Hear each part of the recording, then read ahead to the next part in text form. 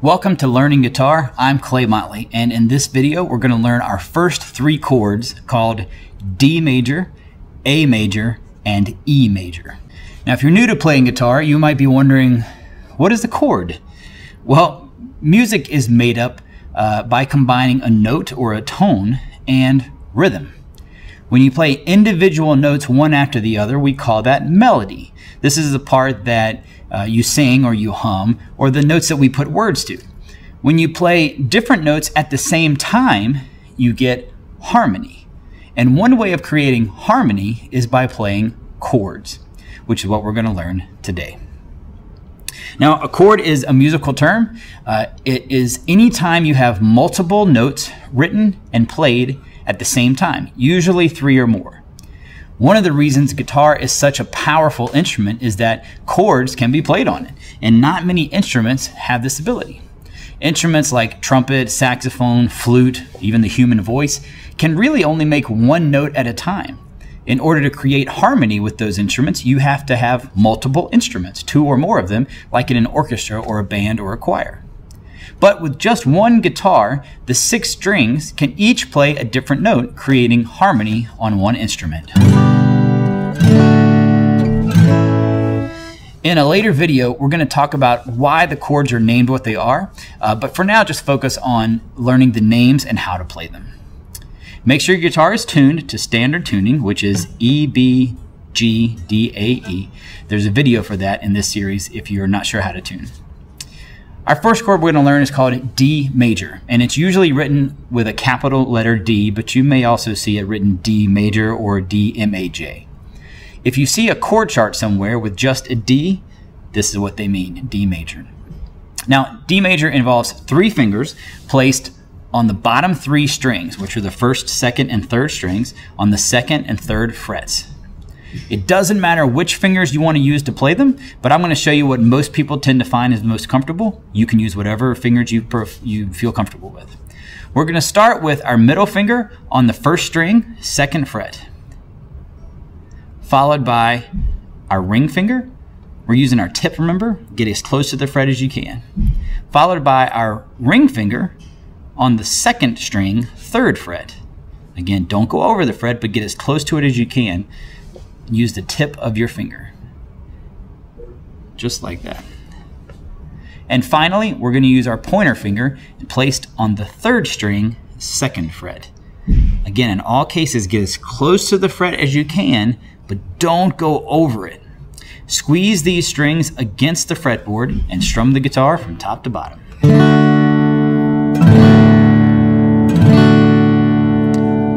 This is D major. Now notice that my thumb is behind the fretboard. It's not up here, it's not up here, it's behind the fretboard. This helps me give some leverage to when I'm squeezing the fingers against the guitar. I have something to press against it, so it gives me a little bit more power. You shouldn't feel like you're pulling the fingers back with your elbow and your shoulder. You should feel that you're squeezing against your thumb using those muscles there. Now when you're first learning this chord, it's okay to strum all 6 strings, that's fine. But as you get more comfortable, try to skip this top string.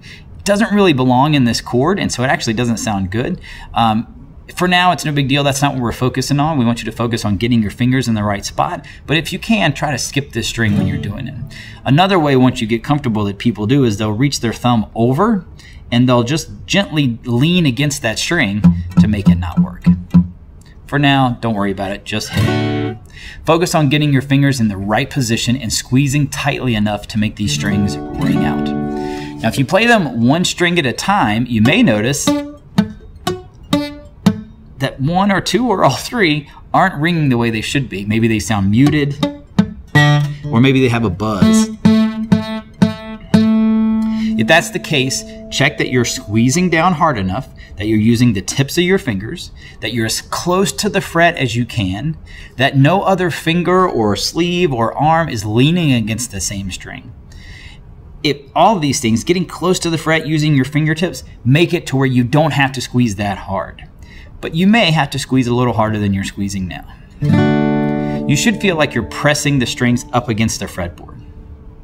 Now, you might feel the tips of your fingers starting to hurt a little bit. That is natural. Your fingers have to adjust, but it won't take long.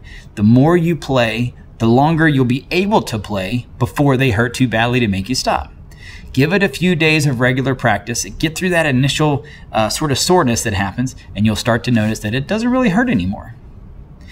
Now, when I learn new chords, I find them quicker. I feel like I can learn them quicker by repeatedly putting my hand in the position of the chord and removing it several times in a row.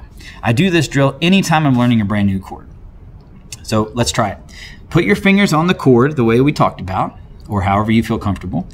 Strum it once, and then remove your hand, stretch your hand all the way out. Now, put them back in the same chord again, as quickly as you can. Doing this repeated pattern over and again really helps your fingers learn where they're supposed to go. The biggest thing to remember is to be patient and not to get frustrated. It takes time. Your fingers are building up muscle to squeeze things they've never done before. Your brain has to learn where your fingers are supposed to go. Just keep at it a little bit every day, and you'll have it down in no time. Finally, don't worry if each string is not ringing out perfectly right now.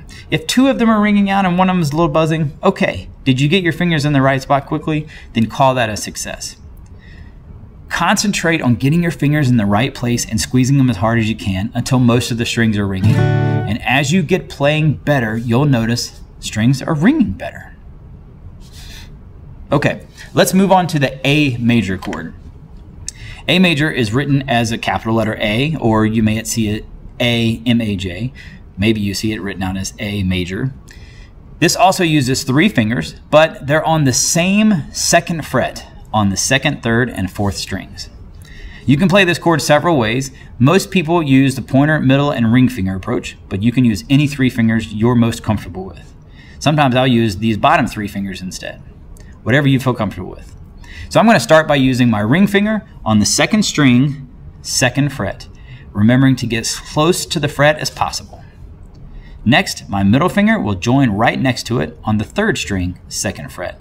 Now notice I can't get all the way to the fret on this one. I'm getting as close to it as I possibly can because my ring finger is in the way, and if I slide too much further, then that one pops over, so as close as I can.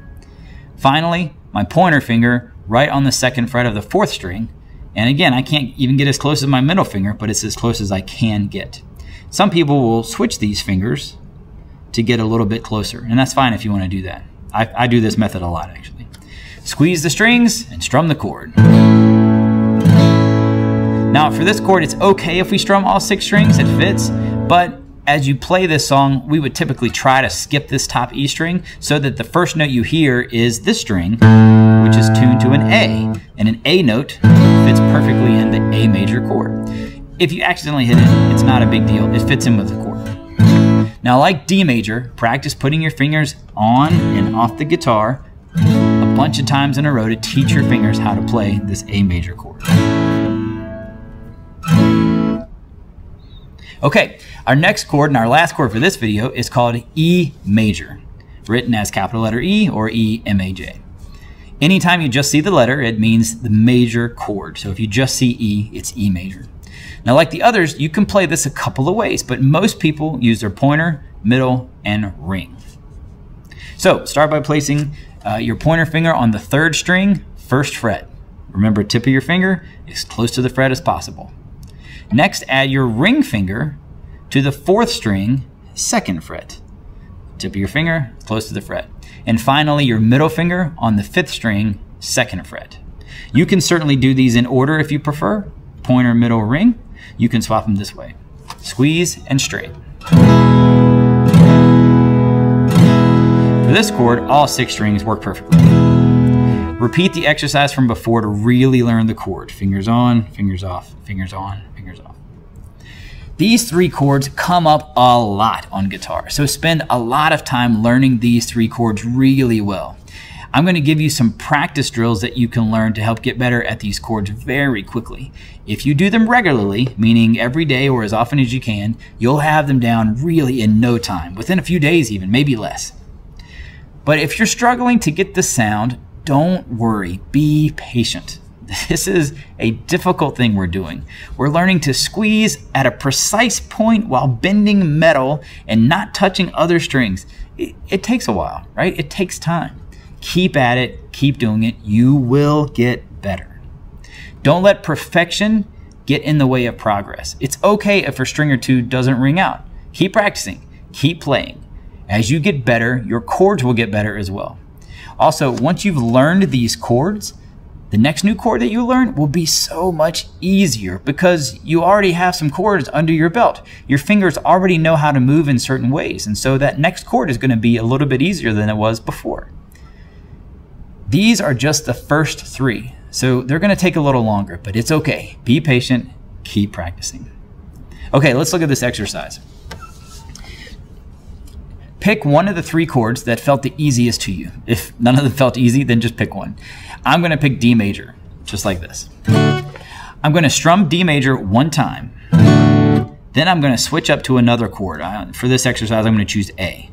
And I'm going to strum A 1 time. That is 1 round. I need to complete 10 rounds as quickly as possible. Set up a timer or a stopwatch and see if you can complete 10 rounds in under 2 minutes. Now, that's 1, 2, 3. Most people can come pretty close to doing the first or second time in 2 minutes. The sound of the strings for this exercise is not that important, although you should try to make them right. For this exercise, we're trying to get our fingers in the right place. So if your finger's in the wrong place, you got to correct it, fix it, or it doesn't count. But if the string doesn't ring perfectly, that's okay for this exercise. This exercise is just to get your fingers in the right spot. Whether or not you're squeezing all the way down, we'll get that later. If you weren't able to get it, then keep practicing those previous drills of putting your fingers on and taking them off. If you weren't able to do that in under 2 minutes. Once you can complete this exercise of 10 rounds in under 2 minutes, well, your next goal is to be faster. Can you get it down to under 1 minute? Many people don't realize that they're strumming really slowly. So get your fingers on D, and then you wait, you look, and you strum slow, and then go faster, move quick. You don't need to look at your strum hand, you know where that is. Keep your eyes down here so you can see where your fingers go. There you go. Keep decreasing the time it took you to do your 10 rounds until you can get it down. Work your way down to 15 to 20 seconds for all 10 rounds. Once you can do that, you have mastered these chords well enough to play a song without stopping. Repeat this exercise, changing out the pairs of chords. Do D and A and E, however you want to mix it up, but practice all 3 of those chords. With just these 3 chords, there are literally hundreds and hundreds of songs that you can play. In our next video, we're going to discuss rhythm, which will give you the ability to use these chords to play those hundreds and hundreds of songs. Keep practicing. Even a little bit every day will go a long way. And I'll see you in the next video.